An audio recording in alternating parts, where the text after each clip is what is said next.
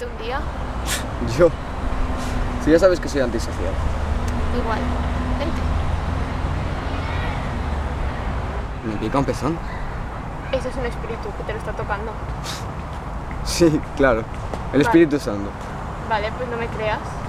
Hoy te quedas con tu amiguito. Calla. Sí, ya me callo. A ver.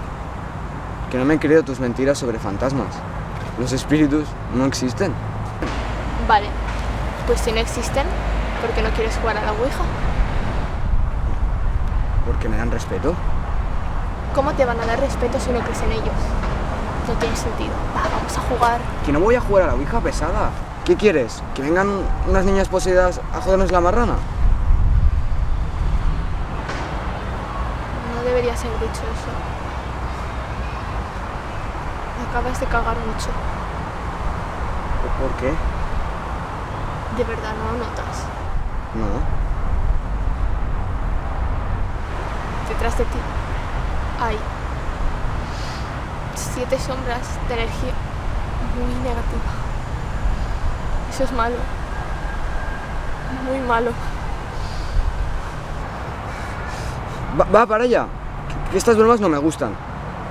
Y lo sabes. No es broma, ¿de verdad no notas el frío que hace de repente? No. Bueno, un poco. Oye, me estoy mareando mucho.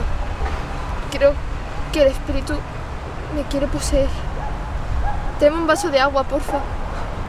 Deja ya de hacer gilipollas. No tiene gracia. Que no es broma, tráeme un puto vaso de agua, joder.